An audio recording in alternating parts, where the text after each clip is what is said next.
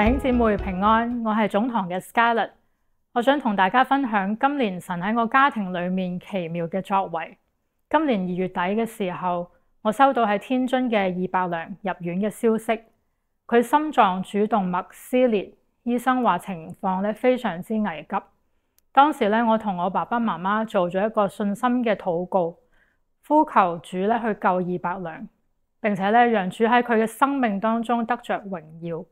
嗰一刻我經歷咗聖靈嘅充滿，我相信神係會救佢。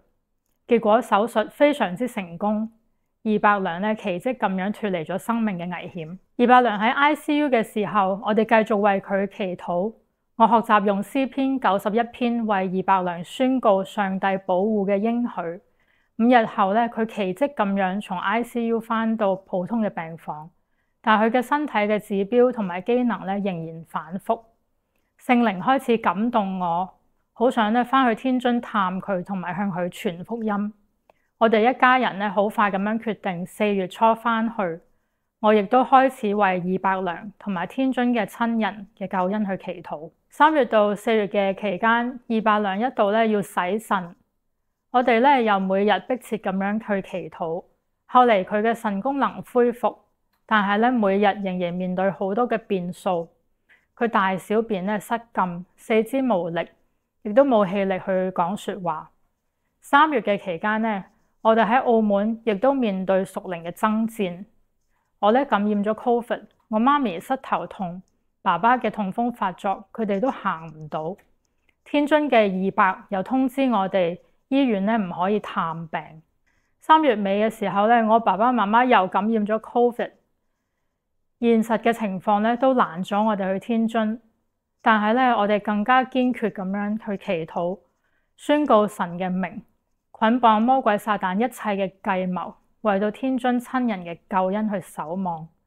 我開始用以弗所書6章上帝所賜全副嘅軍裝去祈禱，求聖靈帶領我哋返天津去傳福音。4月2號，我哋一家5口排除萬難返到天津。夜晚我哋同舅父一家去食飯，期間聖靈帶領我一口氣講咗神曾經喺我嘅家族當中嘅神蹟，包括醫治咗我爺爺、婆婆、舅父，同埋我哋嘅女嘅出世，仲有我婆婆90歲臨終前去見到天堂同埋耶穌，有好大嘅確據耶穌接佢去咗天家。我又同舅父一家人去分享今次200良被神醫治嘅神蹟，佢哋都見到神嘅作為。夜晚返到酒店，我聯絡堂哥，希望去探200良。佢嘅回覆仍然係醫院係唔可以探病。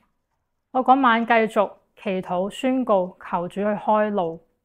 結果第2朝早，堂哥打電話嚟，話200良隔離床位嘅婆婆出咗院，夜晚可以帶我入去探佢。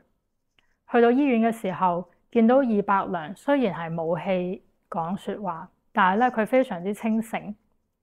聖靈帶領我向佢講見證、傳福音。最後我帶領佢決志信主，感謝主200良終於得救。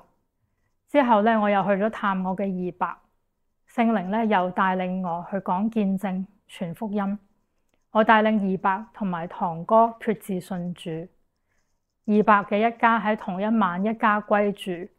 我返到酒店祈禱宣告讚美主。4月4號晚，我哋又同舅父一家食飯。我講起200良一家歸主嘅見證，又同佢哋傳福音。最後我帶領我嘅舅父、舅母、表弟、表弟父決志信主。舅父亦都係一家歸主。我返到酒店繼續嘅祈禱宣告去讚美主。4月5號，我去探我嘅細叔嘅一家，聖靈帶領我放膽嘅講見證、傳福音。最後我帶領咗我堂妹決志信主。主耶穌救贖嘅恩典奇妙偉大。短短4日嘅旅程當中，我有8位家人歸主。返到澳門幾日之後，我哋收到200良離世嘅消息。心中雖然係好難過不捨，但係知道200良已經喺天父上帝嘅懷中。得着咗永生，要將一切榮耀頌讚歸俾天父上帝、主耶穌基督、聖靈，我哋三位一體嘅神。最後同大家分享約翰福音11章25節，耶穌話：復活在我，生命也在我，信我的人雖然死了，也必復活。